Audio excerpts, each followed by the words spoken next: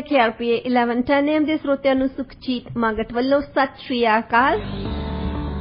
3 ਮਈ 2022 programme Punjabi ਆਵਾਜ਼ 'ਚ ਤੁਹਾਡਾ ਸਵਾਗਤ ਹੈ। ਇਹ ਪ੍ਰੋਗਰਾਮ ਹਫ਼ਤੇ ਦੇ 5 ਦਿਨ ਮੰਡੇ ਟੂ ਫਰਾਈਡੇ ਤੁਹਾਡੇ ਲਈ ਪੇਸ਼ ਕੀਤਾ ਜਾਂਦਾ ਹੈ, ਜਿਸ ਵਿੱਚ ਅਸੀਂ ਗੱਲਬਾਤ ਕਰਦੇ ਹੁੰਦੇ ਹਾਂ ਉਹਨਾਂ ਖਬਰਾਂ ਬਾਰੇ ਜਿਨ੍ਹਾਂ ਦਾ ਸਬੰਧ ਸਾਡੇ ਆਲੇ ਦੁਆਲੇ ਨਾਲ ਹੈ। ਰੇਡੀਓ ਇੰਡੀਆ KRPA 1110 AM ਦੇ ਪ੍ਰੋਗਰਾਮ ਤੁਸੀਂ US ਤੇ ਕੈਨੇਡਾ 'ਚ ਸੁਣ ਸਕਦੇ ਹੋ 1110 AM ਤੇ ਦੁਨੀਆ ਭਰ 'ਚ ਪ੍ਰੋਗਰਾਮ ਸੁਣਨ ਲਈ ਵਿਜ਼ਿਟ ਕਰੋ ਸਾਡੀ ਵੈਬਸਾਈਟ radioindia.ca। स्टूडियो का नंबर है 6045929191 604 592 9191। सब तो पहला स्वागत करते हैं डॉक्टर शिंदे पुरेवाल जी का। डॉक्टर साहब प्रोग्राम च तुहाडा स्वागत है जी। Good morning. Good morning doctor साहब, पिछले काफी दिनों तो सोशल मीडिया के उपर एक बहस चल रही है हिंदी लैंग्वेज नूं लैके। कुछ लोग कहते हैं कि यह साडी राष्ट्र भाषा है, पर बहुते लोग कहते हैं कि हिंदी जिहड़ी हैगी है यह राष्ट्र भाषा नहीं हैगी। तुसी इस खबर बारे या फिर तुसी जिहड़ी ये आर्गूमेंट उत्थे चल रही है, तुसी इहदे बारे की सोचते हो? देखो, ये कुछ गल्लां ने जिहड़ियां सियासत दे विच आईयां रहिंदियां। बोली, धर्म, इलाका, जात, ये वख-वख समय ते वख-वख रूप धार रहिंदियां। हुण ये शुरू होया विवाद। एक कन्नड़ एक्टर है कोई, हाँ जी, उस बंदे ने कहता कि हुण जिहड़ियां साउथ दीयां मूवीज़ है, जिहड़ियां फिल्मां बनदियां साउथ दे विच, इंडिया दे विच, उन्हां नूं हिंदी फिल्मां दे छाए च नहीं रहना पैंदा। हाँ जी, वो अपने आप ही उपर उठ गए। जिद्दां हुण बाहुबली सी उन्हां दी तमिल फिल्म, जी, वो बड़ी चली मूवी। हाँ जी, ते ओहदे जवाब दे विच अजय देवगन हुणां ने, जिहड़े कि हिंदी दे एक्टर आ, उन्हां ने कहता कि देखो तुसी साउथ दी भाषा दी गल करदे आ, ये हिंदी तां राष्ट्र भाषा है, ते उन्हां ने हिंदी दी सुपीरियोरिटी दिखाउण दी कोशिश कीती। हुण जिहड़े एनालिस्ट ने अकल दी गल करदे आ, उन्हां नूं पता सी कि अजय देवगन क्यों बोलिया बाकियां दे विचों। होर भी तां उत्थे लोकी हैगे आ। हाँ जी, पहलां सोनू सूद ने पिछले हफ्ते कहा सी, उन्हां दा सियासी मामला आया, वो सियासी तौर ते उन्हां दी भैण भी खड़ी सी, वो कोई ना कोई इशू छड्डदे ही रहिंदे। वैसे पहलां गुरदास मान ने भी कहा सी, पर अजय देवगन दी एक मूवी आउणी हुण, हाँ जी, उन्हूं पब्लिसिटी चाहीदी सी, ते पब्लिसिटी होर किसी तरीके नाल मिलदी नहीं, इस वाद विवाद दे विच जरूर मिल जांदी है। हाँ जी, हुण राष्ट्र भाषा कहना किसी नूं, संविधान जे इंडिया दा देखदे आ, ਉਹਦੇ ਵਿੱਚ राष्ट्र भाषा 15 ਪਹਿਲਾਂ ਰੈਕਗਨਾਈਜ਼ ਕੀਤੀਆਂ ਸੀ, ਹੁਣ ਐਡ ਕਰੀ ਜਾਂਦੇ ਆ, ਹੁਣ 21 ਤਾਈਂ ਪਹੁੰਚ ਗਈਆਂ। ਜੇ ਤੁਸੀਂ ਇੰਡੀਆ ਦਾ ਰੁਪਈਆ ਦੇਖਦੇ ਆ ਨਾ, ਉੱਤੇ ਲਿਖਿਆ ਹੁੰਦਾ 1 ਰੁਪਈਆ 1 ਰੁਪਈਆ 1 ਰੁਪਈਆ। ਸਾਰੀਆਂ ਭਾਸ਼ਾ 15 ਜਿਹੜੀਆਂ ਪਹਿਲਾਂ ਓਰੀਜਨਲ ਰੈਕਗਨਾਈਜ਼ ਸੀ, ਉਹਨਾਂ ਦੇ ਵਿੱਚ ਲਿਖਿਆ ਹੁੰਦਾ 1 ਰੁਪਈਆ 1 ਰੁਪਈਆ 15 ਵਾਰੀ ਲਿਖਿਆ ਹੁੰਦਾ। ਤੇ ਇੱਥੇ ਸਾਡੇ ਦੋ ਭਾਸ਼ਾ ਨਹੀਂ ਸਾਂਭੀਆਂ ਜਾਂਦੀਆਂ, ਤੇ ਉਹ 15 ਸਾਂਭੀ ਬੈਠੇ। ਹਾਂਜੀ, ਸਾਰੀਆਂ ਹੀ ਜਿਹੜੀਆਂ ਆ ਇਹ ਨੈਸ਼ਨਲ ਭਾਸ਼ਾ ਹੈ ਜੀ। ਪੰਜਾਬੀ ਵੀ ਨੈਸ਼ਨਲ ਭਾਸ਼ਾ, ਤਾਮਿਲ ਵੀ ਨੈਸ਼ਨਲ ਭਾਸ਼ਾ ਆ, ਬੰਗਾਲੀ ਵੀ ਨੈਸ਼ਨਲ ਭਾਸ਼ਾ ਆ, ਮਰਾਠੀ ਵੀ ਨੈਸ਼ਨਲ ਭਾਸ਼ਾ ਆ। ਹੁਣ ਇੱਕ ਇਸ਼ੂ ਬਣੀ ਸੀ ਕਿ ਸੰਵਿਧਾਨ ਲਈ ਕਿ ਇੰਡੀਆ ਦੇ ਵਿੱਚ ਪਹਿਲਾਂ ਤਾਂ ਹੁੰਦੀ ਸੀ ਅੰਗਰੇਜ਼ੀ ਇੱਕ ਅਫੀਸ਼ੀਅਲ ਲੈਂਗੁਏਜ, ਹਾਂਜੀ, ਤੇ ਹੁਣ ਅਸੀਂ ਆਜ਼ਾਦ ਹੋ ਗਏ ਹਾਂ, ਇਸ ਕਰਕੇ हिंदी, क्योंकि हिंदी ज़्यादा बोलते हैं लोग, जे गिनती के हिसाब नाल तुसीं देखदे आ तो हिंदी ज़्यादा बोलण वाली गिनती ज़्यादा है, 44% लोग बोलते हैं। सो ये बहुत बड़ी लैंग्वेज है अपनी सब। हाँ जी, तो उन्होंने पाता कि दो बड़े वाद वाले इशू पाते संविधान दे विच। एक तां कि हिंदी ऑफिशियल लैंग्वेज बनूगी, 10 साल का समा चाहिए, क्योंकि एकदम तो अंग्रेजी नूं बदल नहीं सकते सी जी। तो दूसरा रिजर्वेशन का जी, वो भी 10 सालों लिए पाई सी पहला, तो वो 10 साल हाले तक खत्म नहीं हुए, वैसे 70 साल हो गए। हरेक 10 साल बाद इन्हों रिन्यू कर देंगे। हुण 1961 दे विच ऑफिशियली तौर पर हिंदी नूं रैकगनाइज करना सी, ते 1960 दे विच ही इन्ने दंगे होए साउथ इंडिया दे विच, ਉਹਦੇ ਵਿੱਚ ਕਿਹਨੂੰ ਫਾਇਦਾ ਹੋਇਆ? ਜਿੱਦਾਂ ਬਾਂਦਰ ਤੇ ਬਿੱਲੀਆਂ ਦੀ ਗੱਲ ਨਹੀਂ ਸੁਣਾਉਂਦੇ ਹੁੰਦੇ ਜੀ ਜੀ ਜੀ, ਕਿ ਉਹਦਾ ਬਿੱਲੀਆਂ ਬਿਠਾ ਲਈਆਂ, ਰੋਟੀ ਸਾਰੀ ਬਾਂਦਰ ਖਾ ਗਿਆ। ਬਿੱਲੀਆਂ ਦੀ ਲੜਾਈ ਦਾ ਫਾਇਦਾ ਹੁਣ ਬਾਂਦਰ ਲੜਾਈ ਹੋ ਗਿਆ। ਚੱਲ ਰਹੀ ਹੈ ਤਾਮਿਲਾਂ ਦੀ ਤਾਂ ਹਿੰਦੀ ਬੋਲਣ ਵਾਲਿਆਂ ਦੀ, ਹਾਂਜੀ ਤਾਂ ਫਾਇਦਾ ਲੈ ਰਹੇ ਅੰਗਰੇਜ਼ੀ ਬੋਲਣ ਵਾਲੇ। ਜੀ ਬਿਲਕੁਲ। ਤੇ ਇੱਥੇ ਵੀ ਜਦੋਂ ਕੰਨੜ ਐਕਟਰ ਨੇ ਕੋਈ ਗੱਲ ਕੀਤੀ ਹੈ, ਉਹਦੇ ਵਿਰੋਧ ਦੇ ਵਿੱਚ ਦੇਵਗਨ ਨੇ ਕੁਝ ਕਿਹਾ, ਹਾਂਜੀ, ਤੇ ਸਭ ਤੋਂ ਜ਼ਿਆਦਾ ਜਿਹੜੀ ਫੂਕ ਦਿੱਤੀ ਆ ਅੰਗਰੇਜ਼ੀ ਦੇ ਮੀਡੀਅਮ ਨੇ ਦਿੱਤੀ ਹੈ। ਉੱਥੇ ਜਿੰਨਾ ਵੀ ਇੰਗਲਿਸ਼ ਮੀਡੀਆ ਉਹਨਾਂ ਨੇ ਇਦਾਂ ਉਭਾਰਿਆ ਇਸ ਗੱਲ ਨੂੰ, ਜਿਹੜੀ ਆਮ ਜੇ ਪਹਿਲਾਂ ਕੋਈ ਜਿੱਦਾਂ ਸੋਨੂ ਸੂਦ ਨੇ ਗੱਲ ਕਹੀ ਸੀ, ਉਹ ਕਿਸੇ ਨੇ ਗੌਰ ਹੀ ਨਹੀਂ, ਉਹਦੀ ਗੱਲ ਫੂਕ ਹੀ ਨਿਕਲ ਗਈ ਵੈਸੇ ਉਹਦੀ। ਜੀ, ਤੇ ਇਹਦੀ ਦੇਵਗਨ ਦੀ ਗੱਲ ਉਹ ਇੰਨੀ ਵੱਡੀ ਪੱਧਰ ਤੇ ਕਰਨਾਟਕ 'ਚ ਪੇਸ਼ ਕੀਤੀ ਗਈ, ਹਾਂਜੀ, ਕਿ ਉੱਥੇ ਚੀਫ ਮਿਨਿਸਟਰ ਨੂੰ ਉਹਨਾਂ ਦੇ ਵਿਰੋਧੀ ਧਿਰ ਦੇ ਨੇਤਾ ਨੂੰ ਬਿਆਨ ਦੇਣੇ ਪਏ ਕਿ ਨਹੀਂ, ਕੰਨੜ ਸਾਡੀ ਭਾਸ਼ਾ ਆ। ਹਾਂਜੀ, ਔਰ ਇਹ ਵੀ ਨੈਸ਼ਨਲ ਲੈਂਗੁਏਜ ਹੈ ਜੀ, ਨੈਸ਼ਨਲ ਲੈਂਗੁਏਜ ਇੱਕ ਨਹੀਂ ਹੈ, ਉੱਥੇ ਕਈ ਆ। ਤੇ ਉਹਨਾਂ ਦੇ ਵਿੱਚੋਂ ਸਾਡੇ ਇਦਾਂ ਪਹਿਲਾਂ ਪਾਕਿਸਤਾਨ ਦੇ ਵਿੱਚ ਕੁਝ ਬੰਦੇ ਜਿਨ੍ਹਾਂ ਨੇ ਪਾਕਿਸਤਾਨ ਦਾ ਪਹਿਲਾਂ ਆਈਡੀਆ ਦਿੱਤਾ ਸੀ ਨਾ, ਉਹ ਸੀਗੇ ਹਿੰਦੀ ਏਰੀਏ ਦੇ ਵਿੱਚੋਂ, ਜਿੱਥੇ ਉਰਦੂ ਬੋਲਿਆ ਜਾਂਦਾ ਸੀ। ਉਰਦੂ ਉਹਨਾਂ ਨੇ ਬਣਾਈ ਕਿ ਸਾਡੀ ਨੈਸ਼ਨਲ ਲੈਂਗੁਏਜ ਹੋਣੀ ਚਾਹੀਦੀ ਆ। ਪਾਕਿਸਤਾਨ ਦੇ ਵਿੱਚ ਸਿੰਧੀ ਸੀ, ਪੰਜਾਬੀ ਸੀ, ਪਸ਼ਤੋ ਬੋਲਦੇ ਸੀ ਤੇ ਬਲੋਚੀ ਸੀ। ਉਸ ਤੋਂ ਇਲਾਵਾ ਇੱਧਰ ਈਸਟ ਪਾਕਿਸਤਾਨ ਜਿਹਨੂੰ ਕਿਹਾ ਜਾਂਦਾ ਸੀ, ਉਹ ਸੀ ਬੰਗਲਾਦੇਸ਼, ਅੱਜ ਦਾ ਬੰਗਲਾਦੇਸ਼ ਜਿਹੜਾ। ਬੰਗਾਲੀ ਪਹਿਲਾਂ ਐਜੀਟੇਸ਼ਨ ਸ਼ੁਰੂ ਹੋਈ ਆ ਭਾਸ਼ਾ ਦੇ ਖਿਲਾਫ। ਇਹ ਬੰਗਾਲੀਆਂ ਨੂੰ ਉਰਦੂ ਸਿਖਾਉਣ ਲੱਗ ਪਏ, ਉਹਨਾਂ ਦੀ ਭਾਸ਼ਾ ਨਹੀਂ ਬੋਲਣ ਦੇਣੀ। ਉਹ ਕਹਿੰਦੇ ਵੀ ਦੱਸੋ, ਅਸੀਂ ਮੁਸਲਮਾਨ ਆ, ਠੀਕ ਹੈ, ਪਰ ਭਾਸ਼ਾ ਤਾਂ ਸਾਡੀ ਬੰਗਾਲੀ ਆ ਜੀ। ਨਾ, ਭਾਸ਼ਾ ਦਾ ਕਿਸੇ ਧਰਮ ਦੇ ਨਾਲ ਕੋਈ ਵੈਸੇ ਸੰਬੰਧ ਨਹੀਂ ਹੈ। ਹਾਂਜੀ, ਇਹ ਜ਼ਰੂਰੀ ਗੱਲ ਆ ਕਿ ਧਰਮ ਵਾਲੇ ਇਹ ਕਹਿਣਗੇ ਕਿ ਹਾਂ ਨਹੀਂ, ਇਹ ਰੱਬ ਤਾਂ ਗੁਰਮੁਖੀ ਬੋਲਦਾ ਹੈ, ਰੱਬ ਤਾਂ ਲੈਟਿਨ ਨਹੀਂ ਬੋਲਦਾ ਹੈ, ਰੱਬ ਤਾਂ ਅਰਬਿਕ ਹੀ ਬੋਲਦਾ ਹੈ, ਤੇ ਰੱਬ ਤਾਂ ਇਹ ਬੰਗਾਲੀ ਨਹੀਂ ਬੋਲਦਾ, ਰੱਬ ਤਾਂ ਉਰਦੂ ਬੋਲਦਾ ਹੈ। ਇੱਕ ਰੱਬ ਕੋਈ ਨਹੀਂ ਬੋਲਦਾ, ਰੱਬ ਨੇ ਬੰਦੇ ਬਣਾਏ ਆ ਜਿਨ੍ਹਾਂ ਨੇ ਸਾਰੀਆਂ ਭਾਸ਼ਾ ਬਣਾਈਆਂ ਹੈ। ਵੱਖ-ਵੱਖ ਏਰੀਏ ਦੇ ਵਿੱਚ ਇਹ ਹਜ਼ਾਰਾਂ ਸਾਲਾਂ ਦਾ ਵਿਕਾਸ ਹੁੰਦਾ ਹੈ ਇੱਕ ਲੈਂਗੁਏਜ ਨੂੰ। ਹਾਂ, ਉਹਦੇ ਵਿੱਚ ਵਖਰੇਵਾਂ ਹੋ ਸਕਦਾ, ਜਿੱਦਾਂ ਸਾਡੇ ਪੋਠੋਹਾਰ ਦੇ ਵਿੱਚ ਕਿਸੇ ਭਰਾ, ਅਸੀਂ ਸ਼ਬਦ ਯੂਜ਼ ਕਰਦੇ, ਭਰਾ ਨੂੰ ਭਾਜੀ ਕਹਿੰਦੇ ਅਸੀਂ ਦੁਆਬੇ ਦੇ ਵਿੱਚ, ਹਾਂਜੀ, ਤੇ ਉਹ ਪਾਪਾ ਜੀ ਕਹਿੰਦੇ ਜੀ। ਮਾਲਵੇ 'ਚ ਬਾਈ ਜੀ ਕਹਿੰਦੇ ਜੀ, ਵੀਰ ਜੀ, ਤੇ ਵੀਰ ਜੀ ਕਹਿੰਦੇ। ਇੱਥੇ ਲਾਹੌਰ ਵਾਲੇ ਏਰੀਏ 'ਚ ਉਹ ਕਹਿੰਦੇ ਭਾ। ਹਾਂਜੀ। ਹੁਣ ਵਖਰੇਵੇਂ ਤਾਂ ਹੁੰਦੇ, ਹਰੇਕ ਹੀ ਬੋਲੀ ਦੇ ਵਿੱਚ ਹੁੰਦੇ ਆ ਜੀ, ਪਰ ਬੋਲੀਆਂ ਦਾ ਵਿਕਾਸ ਬਾਬੇ ਫਰੀਦ ਨੇ ਉਹਦੇ ਵਿੱਚ ਹਿੱਸਾ ਪਾਇਆ ਹੋਣਾ। ਦੇਖੋ, ਸੁਲਤਾਨ ਬਾਹੂ ਨੇ ਪਾਇਆ, ਤੁਸੀਂ ਵਾਰਿਸ ਸ਼ਾਹ ਹੁਣਾਂ ਨੇ ਹਿੱਸਾ ਪਾਇਆ, ਬੁੱਲੇ ਸ਼ਾਹ ਹੁਣਾਂ ਨੇ ਹਿੱਸਾ ਪਾਇਆ। ਇੰਨੇ ਮਹਾਨ ਬੰਦਿਆਂ ਨੇ ਉਸ ਭਾਸ਼ਾ ਦੇ ਵਿੱਚ ਲਿਖਿਆ, ਤੇ ਗੁਰਦਾਸ ਮਾਨ ਉੱਠ ਕੇ ਕਹਿ ਦੇਵੇ ਇਹ ਭਾਸ਼ਾ ਹੀ ਨਹੀਂ। ਉਹ ਕੋਈ ਨਾ ਕੋਈ ਫਾਇਦਾ ਉਠਾਉਣਾ ਚਾਹੁੰਦੇ ਨਾ। ਇੱਕ ਅਜੇ ਤਾਈਂ ਸਮਝ ਨਹੀਂ, ਇਹ ਇਕੱਲੀ ਹਿੰਦੁਸਤਾਨ ਤੇ ਪਾਕਿਸਤਾਨ ਦੀ ਗੱਲ ਨਹੀਂ ਹੈ, ਇੱਥੇ ਵੀ ਤੁਸੀਂ ਫ੍ਰੈਂਚ ਭਾਸ਼ਾ ਦੇ ਤੀਜੇ ਦਿਨ ਤੁਸੀਂ ਸੁਣਦੇ ਰਹਿੰਦੇ। ਹਾਂਜੀ, ਕੋਈ ਨਾ ਕੋਈ ਪੰਗਾ ਪਾਈ ਰੱਖਦੇ ਜੀ।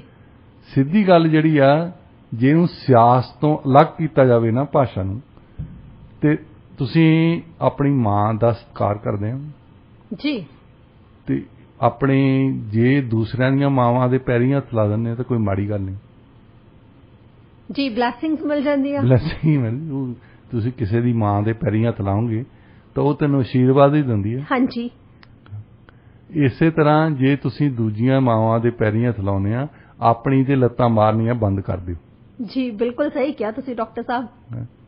ਹੁਣ ਕਈਆਂ ਬੰਦਿਆਂ ਨੇ, ਜਾਂ ਸੋਨੂ ਸੂਦ ਪੰਜਾਬੀ ਬੰਦਾ ਹੈ, ਹਾਂਜੀ, ਉਹਨੂੰ ਕੀ ਲੋੜ ਸੀ ਕਹਿਣ ਦੀ ਕਿ ਰਾਸ਼ਟਰ ਭਾਸ਼ਾ ਹੈ।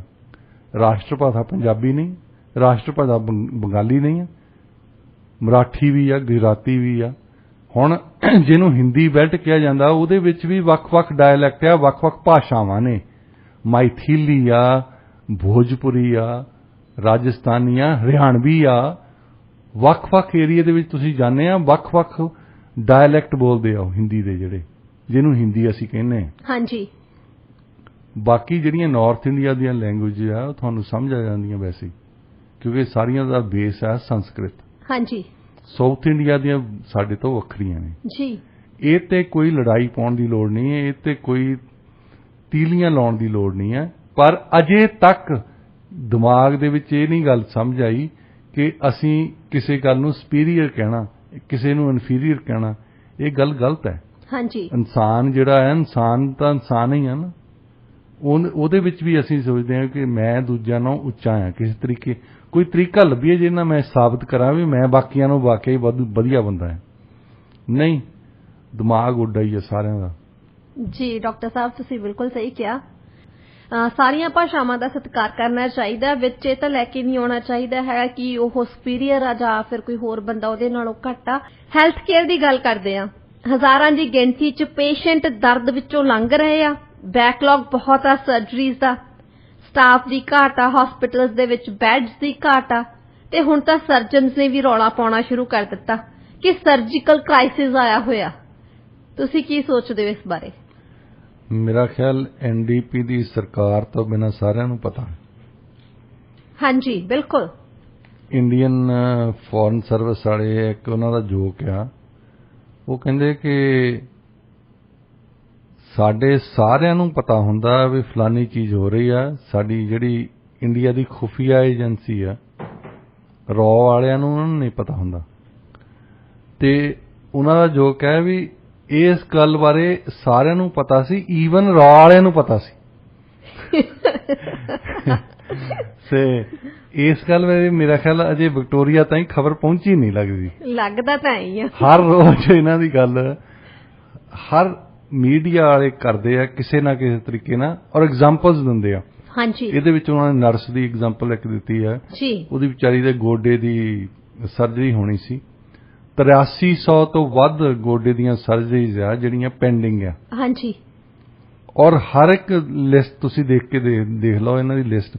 ਇੱਕ ਗੱਲ ਚੰਗੀ ਆ ਇਹਨਾਂ ਨੇ ਕੀਤਾ ਆ, ਹੁਣ ਹੈਲਥ ਐਕਟ ਦੇ ਅੰਡਰ, ਕੈਨੇਡੀਅਨ ਹੈਲਥ ਐਕਟ ਦੇ ਅੰਡਰ ਇਹਨਾਂ ਨੇ ਪ੍ਰੋਵਿੰਸਸ ਨੇ ਵਾਅਦਾ ਕੀਤਾ ਸੀ ਕਿ ਅਸੀਂ ਵੈਬਸਾਈਟ ਤੇ ਪਾਇਆ ਕਰਾਂਗੇ ਕਿ ਸਰਜਰੀ ਨੂੰ ਕਿੰਨੀ ਦੇਰ ਲੱਗਦੀ ਹੈ ਜੀ। ਹੁਣ ਜੇ ਬੈਕ ਸਰਜਰੀ ਕਰਾਉਣੀ ਹੈ ਇੱਥੇ ਤਾਂ 85 ਹਫ਼ਤੇ ਲੱਗਦੇ, ਤਕਰੀਬਨ ਇਹ ਪੌਣੇ 2 ਸਾਲ ਹੋ ਗਏ। ਇੰਨਾ ਲੰਬਾ ਸਮਾਂ ਮਰੀਜ਼ ਦਰਦ ਦੇ ਵਿੱਚੋਂ ਵਿਚਾਰਾ ਹਰ ਰੋਜ਼ ਲੰਘੇ। ਤੁਸੀਂ ਸੋਚ ਕੇ ਦੇਖੋ ਇਹਦੀ ਪ੍ਰੋਬਲਮ ਕਿੰਨੀ ਵੱਧ ਜਾਊਗੀ। 2 ਸਾਲ ਤੋਂ ਜ਼ਿਆਦਾ ਦਾ ਸਮਾਂ ਵੇਟਿੰਗ ਦੇ ਲਈ ਆ। ਤਾਂ ਦੇਖੋ ਮਤਲਬ ਇਹਨਾਂ ਬਿਮਾਰੀਆਂ ਦੀ ਇੱਕ ਹੋਰ ਗੱਲ ਹੈ ਕਿ ਬਿਮਾਰੀ ਪਹਿਲਾਂ ਨਾਲੋਂ ਵਰਸਟ ਹੀ ਹੁੰਦੀ ਹੈ। ਹਾਂਜੀ, ਇਹ ਕੋਈ ਗੁੱਡ ਇਹ ਵਾਈਨ ਤਾਂ ਹੈ ਨਹੀਂ ਵੀ ਪਹਿਲਾਂ ਨਾਲੋਂ ਚੰਗੀ ਹੋ ਜਾਊਗੀ। ਜੀ ਬਿਲਕੁਲ, ਇਹਦੇ ਵਿੱਚ ਬਿਮਾਰੀ ਤਾਂ ਖਰਾਬ ਹੀ ਹੁੰਦੀ ਜਾਣੀ ਹੈ। ਹੁਣ ਮੈਨੂੰ ਯਾਦ ਆਉਂਦਾ ਕਿ ਹੁਣੇ ਹੀ ਜਨਵਰੀ ਦੇ ਵਿੱਚ ਇੱਕ ਕਾਫੀ ਰੌਲਾ ਰੱਪਾ ਪਿਆ ਸੀ ਉਹਦਾ ਕੇਸ ਦਾ। ਇੱਕ ਔਰਤ ਗਈ ਡੈਲਟਾ ਹਸਪੀਟਲ ਇੱਥੇ ਜਿਹੜਾ ਲਹਿਰਨਰ ਦੇ ਵਿੱਚ ਹੈ, ਉਹ ਪ੍ਰੈਗਨੈਂਟ ਸੀ ਜੀ। ਤੇ ਉੱਥੇ ਜਾ ਕੇ CT ਸਕੈਨ ਜਦੋਂ ਕਰਾਇਆ ਤੇ ਉਦੋਂ ਪਤਾ ਲੱਗਾ ਕਿ ਉਹਦੇ ਐਕਚੁਅਲੀ ਇੱਕ ਕੈਂਸਰ ਦੀ ਰਸੌਲੀ ਆ ਜਿਹੜੀ ਕਿ ਖਤਰੇ ਵਾਲੀ ਗੱਲ ਆ ਜੀ। ਹੁਣ ਫਰੇਜ਼ਰ ਹੈਲਥ ਅਥਾਰਟੀ ਦੇ ਵਿੱਚ ਤਾਂ ਰਾਜਸਥਾਨ ਵਾਲਾ ਹਾਲ ਹੈ। ਇੱਥੇ ਤਾਂ ਕੋਈ ਇਹਨਾਂ ਦੇ ਕੋਲ ਇਲਾਜ ਕਰਨ ਨੂੰ ਬੰਦਾ ਵੀ ਹੈ ਨਹੀਂ ਸੀ। ਉਹ ਵਿਚਾਰੀ ਔਰਤ ਵੈਨਕੂਵਰ ਜਨਰਲ ਹਸਪਤਾਲ ਦੇ ਵਿੱਚ ਜਾ ਕੇ ਦਾਖਲ ਹੋਈ। ਫਿਰ ਉੱਥੇ ਫਿਰ ਉਹਨਾਂ ਨੇ ਕਿਹਾ ਕਿ ਇਹ ਅਰਜੈਂਟ ਹੈ, ਇਹ ਬਹੁਤ ਖਤਰਨਾਕ ਚੀਜ਼ ਹੈ ਦੋਹਾਂ ਲਈ, ਬੱਚੇ ਲਈ ਵੀ ਤੇ ਔਰਤ ਲਈ ਵੀ। ਉਹਦੇ ਲਈ ਫਿਰ ਗਾਇਨੋਕੋਲੋਜੀਕਲ ਔਨਕੋਲੋਜਿਸਟ ਦੀ ਲੋੜ ਹੈ, ਜਿਹੜੇ ਸਪੈਸ਼ਲਿਸਟ ਆ ਜੀ ਕੈਂਸਰ ਦੀ ਨਾਲ ਡੀਲ ਕਰਨਾ, ਉਹਨਾਂ ਨੇ ਸਰਜਰੀ ਕਰਨੀ ਹੈ ਜੀ ਜੀ। ਤੇ ਕੈਨ ਯੂ ਇਮੇਜਿਨ ਸਾਰੇ ਸਾਡੇ 51 ਲੱਖ ਬੰਦੇ ਰਹਿੰਦੇ ਆ ਤੇ ਇਹਨਾਂ ਦੇ ਕੋਲ 7 ਬੰਦੇ ਆ ਜਿਹੜੇ ਸਪੈਸ਼ਲਿਸਟ ਆ ਇਸ ਵੇਲੇ। ਤੇ ਸਰਕਾਰ ਕੀ ਕਰ ਰਹੀ ਆ? ਪੂਰੇ ਕੈਨੇਡਾ ਦੇ ਵਿੱਚ 216 ਉਹ ਔਨਕੋਲੋਜਿਸਟ ਆ ਜੀ। ਉਹਦੀ ਆਬਾਦੀ ਦੇ ਹਿਸਾਬ ਦੇ ਨਾਲ, ਜਿੱਦਾਂ ਸਾਡੀ 13% ਆਬਾਦੀ ਆ ਕੈਨੇਡਾ ਦੇ ਵਿੱਚ, ਤਾਂ ਉਹਦੇ ਹਿਸਾਬ ਦੇ ਨਾਲ ਸਾਡੇ ਤੋਂ ਘੱਟੋ ਘੱਟ 27 ਹੋਣੇ ਚਾਹੀਦੇ ਆ। ਹਾਂਜੀ, ਪਰ ਹੈ ਸਾਡੇ ਕੋਲ 7 ਜੀ। ਸਸਕੈਚਵਨ ਦੀ 11 ਲੱਖ ਆਬਾਦੀ ਆ, ਉਹਨਾਂ ਦੇ ਕੋਲ 6 ਆ। ਅਲਬਰਟਾ ਵਾਲਿਆਂ ਦੀ 42 ਲੱਖ ਆਬਾਦੀ ਆ, ਉਹਨਾਂ ਦੇ ਕੋਲ 12 ਹੈ, ਸਾਡੇ ਤੋਂ ਜ਼ਿਆਦਾ ਹੈ। ਸਭ ਤੋਂ ਘੱਟ BC ਦੇ ਵਿੱਚ। ਹਾਂਜੀ, ਉਹਨਾਂ ਨੇ ਫਿਰ ਦੱਸਿਆ ਕਿ ਇਹਨਾਂ ਨੇ ਕਦੇ ਔਨਕੋਲੋਜਿਸਟ ਨੂੰ ਹਾਇਰ ਹੀ ਨਹੀਂ ਕੀਤਾ, ਬਹੁਤ ਚਿਰ ਹੋ ਗਿਆ, ਕਹਿੰਦੇ ਫਰੀਜ਼ ਕੀਤੀ ਹੈ। ਹਾਇਰ ਕਿਉਂ ਨਹੀਂ ਕੀਤਾ? ਵੈਸੇ ਉਹ ਤਾਂ ਏਡੀ ਇੰਡੈਕਸ ਨੂੰ ਪਤਾ ਹੋਣਾ, ਉਹ ਤਾਂ ਸੁੱਤੇ ਆ। ਸੋ ਤੁਸੀਂ ਦੇਖੋ ਕਿ ਜਿਹੜੀ ਕੈਂਸਰ ਆ ਇਹ ਤਾਂ ਬਹੁਤ ਹੀ ਖਤਰਨਾਕ ਗੱਲ ਹੈ। ਹਾਂਜੀ। ਉਹਨੂੰ ਖਾਸ ਤੌਰ ਤੇ ਓਵੇਰੀਅਨ ਕੈਂਸਰ ਸੀ। ਓਵੇਰੀਅਨ ਕੈਂਸਰ ਔਰਤਾਂ ਦੇ ਵਿੱਚ ਕੈਨੇਡਾ ਦੇ ਵਿੱਚ ਤਕਰੀਬਨ 3000 ਕੇਸ ਹੁੰਦੇ ਹਰ ਸਾਲ ਦੇ, ਉਹਨਾਂ ਚੋਂ 1950 ਮਰ ਜਾਂਦੀਆਂ। ਇੰਨੀ ਖਤਰਨਾਕ ਹੈ। ਹਾਂਜੀ। ਤੇ ਕਈ ਫਿਰ ਮੇਰਾ ਖਿਆਲ ਇਦਾਂ ਦੀਆਂ ਵੇਟ ਕਰਦੀਆਂ ਵਿਚਾਰੀਆਂ ਮਰ ਜਾਂਦੀਆਂ ਜੀ। ਉਹਨੂੰ ਜਿਹੜਾ ਉਹਦੇ ਨਾਲ ਪਾਣੀ ਬਣਦਾ ਸੀ ਕੈਂਸਰ ਦੇ ਨਾਲ ਉਹ ਕੱਢੀ ਜਾਂਦੇ ਸੀ, ਪਰ ਸਰਜਰੀ ਨਹੀਂ ਕਰ ਸਕਦੇ ਕਿਉਂਕਿ ਇਹਨਾਂ ਤੋਂ ਸਪੈਸ਼ਲਿਸਟ ਨਹੀਂ ਸੀ। ਇਹ ਬੜੀ ਗੰਭੀਰ ਗੱਲ ਹੈ ਕਿ ਇੱਕ ਮਿਨਿਸਟਰ ਔਰ ਪ੍ਰੀਮੀਅਰ ਸੁੱਤੇ ਹੋਣ ਔਰ ਕਿਸੇ ਦਾ ਨੇ ਇਸ ਗੱਲ ਤੇ ਸ਼ੁਕਰ ਕਰਦੇ ਆ ਇਹ ਕਿ ਨਹੀਂ ਹਾਲੇ ਸਾਡੀ ਪਾਪੂਲੈਰਿਟੀ ਹੈਗੀ ਆ। ਦੇਖੋ ਅੱਜ ਤੋਂ 1.5 ਸਾਲ ਪਹਿਲਾਂ ਦੀ ਗੱਲ ਆ, ਡੋਨਲਡ ਟਰੰਪ ਨੂੰ ਹਰਾਇਆ ਲੋਕਾਂ ਨੇ, ਜੋ ਬਾਈਡਨ ਨੂੰ ਜਿਤਾਇਆ। 1.5 ਸਾਲ ਹੋਇਆ ਨੇ। ਹਾਂਜੀ। ਤਾਂ ਹੁਣ ਅੱਜ ਇਲੈਕਸ਼ਨ ਹੋ ਜਾਵੇ, ਉਸੇ ਹੀ ਡੋਨਲਡ ਟਰੰਪ ਨੂੰ ਫੇਰ ਜਿਤਾ ਦੇਣਗੇ ਉਹ ਲੋਕੀ ਜਿਹਨੂੰ ਹਰਾ ਕੇ ਹਟੇ। ਜੀ। ਕੋਈ ਇਹਦੇ ਵਿੱਚ ਜਾਦੂ ਤਾਂ ਹੈ ਹੀ ਨਹੀਂ। ਲੋਕੀ ਕਿਸੇ ਦੇ ਖਿਲਾਫ ਵੋਟ ਪਾਉਂਦੇ ਆ। ਜੇ ਇਹਨਾਂ ਨੂੰ ਲੱਗਦਾ ਕਿ BC ਲਿਬਰਲਸ ਕੋਈ ਖਤਰਾ ਨਹੀਂ ਕਿਉਂਕਿ ਉਹਨਾਂ ਨੂੰ 2 ਵਾਰ ਰਿਜੈਕਟ ਕਰ ਚੁੱਕੇ ਲੋਕ, ਹਾਂਜੀ, ਕੋਈ ਗੱਲ ਨਹੀਂ, ਲੋਕਾਂ ਨੇ ਤੀਸਰੀ ਵਾਰ ਇਲੈਕਟ ਫੇਰ ਕਰ ਦੇਣੇ। ਉਹ 24 ਦੇ ਵਿੱਚ ਇਲੈਕਸ਼ਨ ਫੇਰ ਆ ਜਾਣੀਆਂ। ਹਾਂਜੀ। ਸੋ ਸਭ ਤੋਂ ਵੱਧ ਪ੍ਰੋਬਲਮਸ ਇਸ ਵੇਲੇ BC ਦੇ ਵਿੱਚ ਆ ਇਹਨਾਂ ਦੇ ਹੈਲਥ ਕੇਅਰ ਦੇ ਵਿੱਚ ਆ। ਜੀ। ਤੇ ਹੈਲਥ ਕੇਅਰ ਦੇ ਵਿੱਚ ਜੇ ਕੋਈ ਮਿਨਿਸਟਰ ਠੀਕ ਨਹੀਂ ਆ, ਜਿਹਨੂੰ ਹੈਲਥ ਦਾ ਪਤਾ ਹੋਵੇ ਕੁਝ ਔਰ ਉਹ ਸਟੱਡੀ ਕਰਨ ਲਈ ਤਿਆਰ ਹੋਵੇ, ਇਹਦੇ ਵਿੱਚ ਦੇਖੀਏ ਵੀ ਗਲਤੀਆਂ ਕਿਹੜੀਆਂ ਆ ਰਹੀਆਂ। ਪੈਸੇ ਤਾਂ ਅਸੀਂ ਲਗਾਤਾਰ ਲਾਈ ਜਾਂਦੇ ਹਾਂ। ਹਾਂਜੀ। ਪੈਸੇ ਸਿੱਟੀ ਜਾਣੇ ਕਿਸੇ ਪ੍ਰੋਬਲਮ ਤੇ, ਇਹਦਾ ਮਤਲਬ ਇਹ ਨਹੀਂ ਉਹ ਸੋਲੂਸ਼ਨ ਹੋ ਜਾਂਦਾ। ਜੀ। ਜੇ ਤੁਹਾਡੇ ਕੋਈ ਬੱਚਾ ਆ ਕੇ ਤੁਹਾਨੂੰ ਕੋਈ ਗੱਲ ਦੱਸਦਾ, ਤੁਸੀਂ ਉਹਨੂੰ $20 ਦੇ ਕੇ ਮੋੜ ਦੋ, ਹੋ ਸਕਦਾ ਉਹ ਇਸ ਗੱਲ ਤੇ ਡਰਦਾ ਹੋਵੇ, ਦੱਸਣਾ ਹੋਵੇ ਵੀ ਮੇਰਾ ਢਿੱਡ ਦੁਖਦਾ ਹੈ, ਉਹਦਾ appendix ਬਰਸਟ ਹੋਣ ਵਾਲਾ ਹੈ। ਜੀ। ਉਹ $20 ਨਾਲ ਤਾਂ ਹਟਣਾ ਨਹੀਂ। ਜੀ ਜੀ ਬਿਲਕੁਲ। ਉਹ ਜਾ ਕੇ ਹੋਰ ਟੌਫੀਆਂ ਖਰੀਦ ਲੂਗਾ। ਇਹ BC ਦੀ NDP ਸਰਕਾਰ ਦੀ ਇਹ ਪਾਲਿਸੀ ਆ। ਹਰੇਕ ਵਾਰੀ ਪੈਸੇ ਹੋਰ ਛੱਡ ਦਿੰਦੇ, ਪੈਸੇ ਆਊਟ ਵਾਲੇ ਦਿੰਦੇ ਇਹਨਾਂ ਨੂੰ। ਜੀ। ਤਾਂ ਉਹਨਾਂ ਨੂੰ ਕਦੇ ਚੇਤਾ ਨਹੀਂ ਆਇਆ ਵੀ ਜਿਹੜਾ ਸਾਡੇ ਨੈਸ਼ਨਲ ਹੈਲਥ ਐਕਟ ਆ ਉਹਨੂੰ ਲਾਗੂ ਵੀ ਕਰਨਾ ਹੈ। ਲਾਗੂ ਤਾਂ ਉਹ ਕਰੂਗਾ ਜਿਹੜਾ ਪ੍ਰਾਈਮ ਮਿਨਿਸਟਰ ਉਹ ਆਪ ਸੋਚਦੇ ਹੋਣ ਕਿ ਵਾਕਿਆ ਹੀ ਇੱਥੇ ਹੈਲਥ ਕੇਅਰ ਇੱਕ ਸਾਡੇ ਪੈਂਡੈਮਿਕ ਆਇਆ ਉਹਦਾ ਕਰਕੇ ਇਹ ਚੂਰ-ਚੂਰ ਹੋ ਗਿਆ। ਹਾਂਜੀ। ਜੇ ਇੱਥੇ ਇੱਕ ਪੈਂਡੈਮਿਕ ਕੱਲ ਨੂੰ ਹੋਰ ਆ ਜਾਵੇ ਫਿਰ ਗਏ ਅਸੀਂ, ਖਤਮ ਸਾਰਾ ਕੁਝ ਫਿਰ ਤਾਂ ਡਾਕਟਰ ਸਾਹਿਬ। ਇਹ ਤਾਂ ਬੋਡੀ ਤਕੜੀ ਆ ਸਾਡੀ ਜਿਹੜੀ ਸਹੀ ਜਾਂਦੀ ਹੈ। ਹਾਂਜੀ। ਕਹਿੰਦੇ ਹੁੰਦੇ ਕਿ 2 ਪਈਆਂ ਕਿੱਧਰ ਗਈਆਂ, ਸਦਕਾ ਮੇਰੀ ਢੂਈ ਦਾ ਜਿਹਨੂੰ ਨਿੱਤ ਸਹਿਣੀਆਂ ਪਈਆਂ। ਜੀ ਬਿਲਕੁਲ। ਤੇ ਬੋਡੀ ਸਾਡੀ ਕੁਦਰਤ ਨੇ ਇਦਾਂ ਦੀ ਬਣਾਈ ਆ ਵੀ ਕੋਈ ਨਾ ਕੋਈ ਜਿਹੜੀ ਵੀ ਕੋਈ ਪੈਂਡੈਮਿਕ ਆਉਂਦੀ ਹੈ, ਜਿਹੜੀ ਬਿਮਾਰੀ ਆਉਂਦੀ ਹੈ, ਉਹਦੀ ਐਂਟੀਵਾਇਰਸ ਬਣ ਜਾਂਦੇ ਆ। ਹਾਂਜੀ। ਪਰ ਜੇ ਅਸੀਂ ਇਹਨਾਂ ਦੇ ਹੱਥ ਛੱਡ ਦਈਏ ਤਾਂ ਇਹ ਸਾਰਿਆਂ ਨੂੰ ਮਾਰ ਦੇਣ। ਜੀ ਬਿਲਕੁਲ। ਜਿਹੋ ਜਿਹੇ ਡਾਕਟਰ ਸਾਹਿਬ ਹਾਲਾਤ ਬਣੇ ਹੋਏ ਨੇ, ਸਾਰੇ ਜਾਣੇ ਦੇਖੋ ਰੌਲਾ ਪਾ ਰਹੇ ਆ, ਪਾਲਿਸੀ ਐਨਾਲਿਸਟ ਜਿਹੜੇ ਆ ਉਹ ਵੀ ਰੌਲਾ ਪਾ ਰਹੇ ਹੈਗੇ ਆ, ਡਾਕਟਰਸ ਵੀ ਰੌਲਾ ਪਾ ਰਹੇ ਹੈਗੇ ਆ, ਪਰ ਉਹੀ ਜਿੱਦਾਂ ਕਿ ਸਰਕਾਰ ਦੇ ਕੰਨਾਂ ਤੇ ਜੂੰ ਨਹੀਂ ਸਰਕ ਰਹੀ। ਸਰਕਾਰ ਇਦਾਂ ਸੋਚਦੀ ਵੀ ਅਸੀਂ ਜਿੱਤ ਜਾਣਾ, ਵੈਸੇ ਹੀ ਸੋਚੀ ਜਾਂਦੇ। ਚਲੋ ਖੈਰ, ਦੇਖੋ ਡਾਕਟਰ ਸਾਹਿਬ ਹੋਰ ਰੁਕ ਕਰਦੇ ਅਗਲੀ ਖਬਰ ਵੱਲ। US ਸੈਕਟਰੀ ਆਫ ਸਟੇਟ ਨੇ ਸੈਨੇਟ 'ਚ ਕਿਹਾ ਕਿ ਉਹ ਯੂਕਰੇਨ ਦਾ ਵਿਰੋਧ ਨਹੀਂ ਕਰਨਗੇ।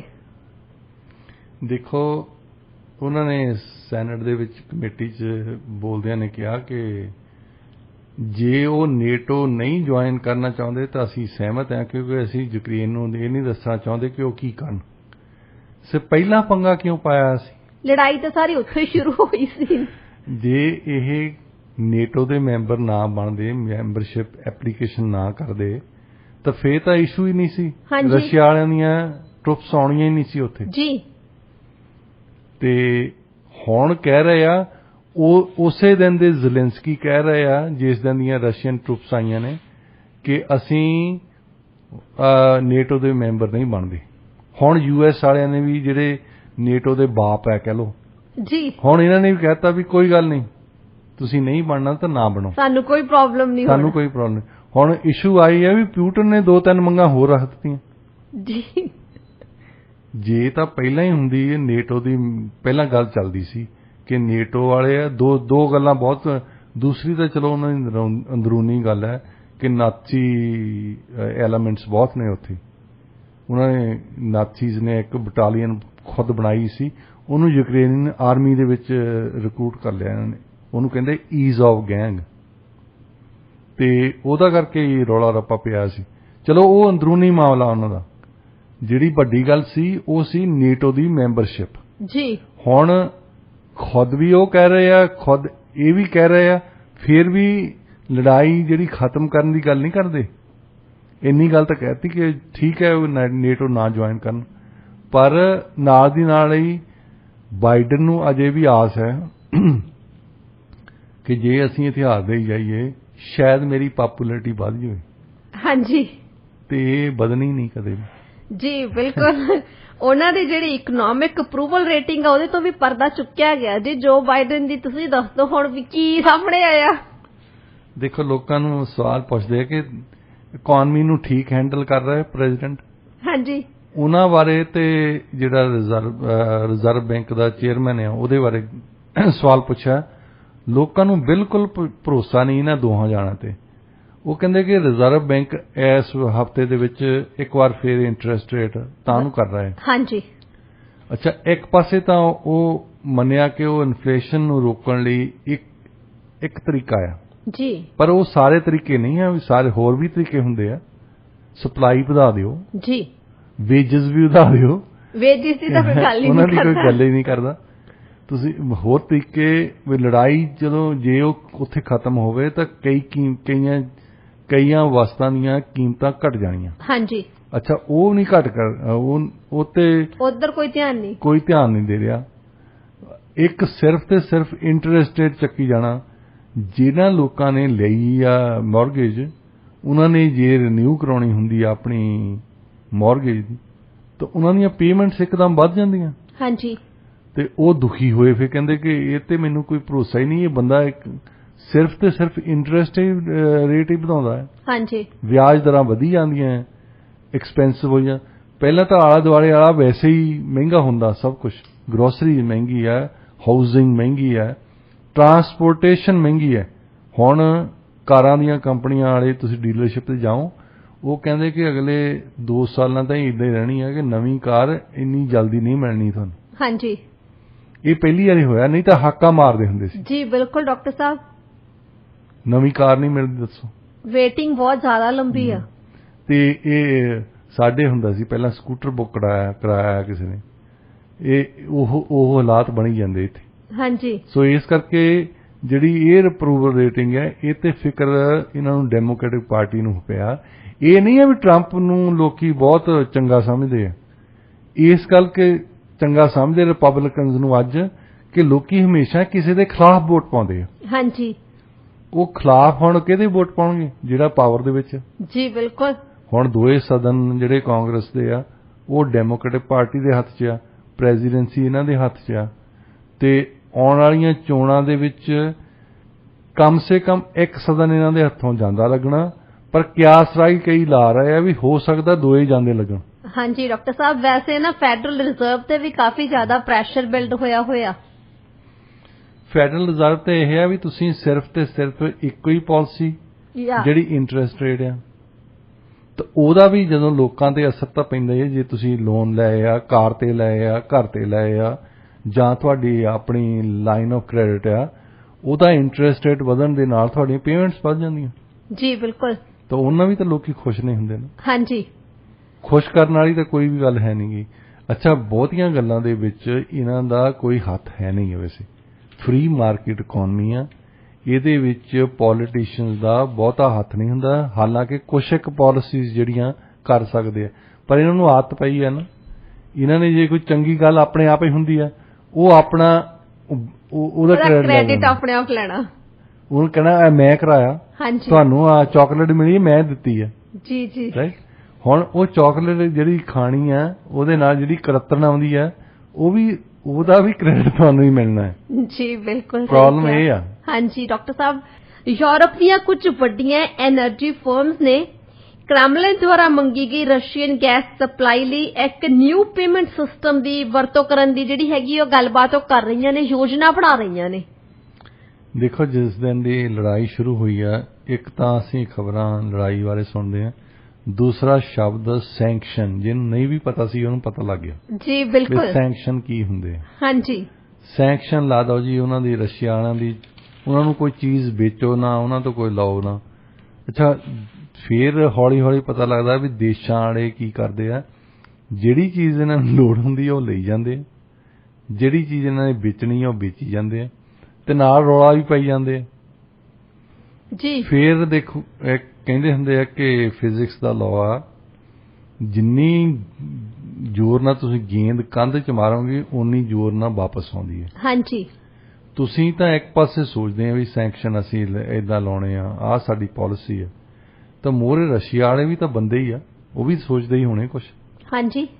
ਤਾਂ ਉਹਨਾਂ ਨੇ ਇੱਕ ਸਮਾਰਟ ਮੂਵ ਕੱਢਿਆ ਕਿ ਸਾਡੀ ਕਰੰਸੀ ਤੇ ਸਾਡੀ ਬੈਂਕਿੰਗ ਤੇ ਇਹਨਾਂ ਨੇ ਪਾਬੰਦੀਆਂ ਲਾਤੀਆਂ, ਇਹਨਾਂ ਦੇ ਸੈਂਕਸ਼ਨ ਲਾਤੇ ਆ।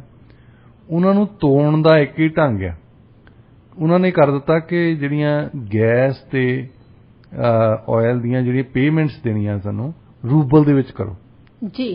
ਹੁਣ ਰੂਬਲ ਲੈਣ ਲਈ ਤੁਹਾਨੂੰ ਸਟੇਟ ਜਿਹੜੀ ਉਹਨਾਂ ਦੀ ਬੈਂਕ ਆ, ਨੈਸ਼ਨਲ ਬੈਂਕ ਆ, ਉਹਦੇ ਵਿੱਚ ਅਕਾਊਂਟ ਖੁਲਾਉਣਾ ਪੈਣਾ, ਰੂਬਲ ਤਾਂ ਉਹਨਾਂ ਤੋਂ ਹੀ ਮਿਲਣੇ ਆ ਜੀ।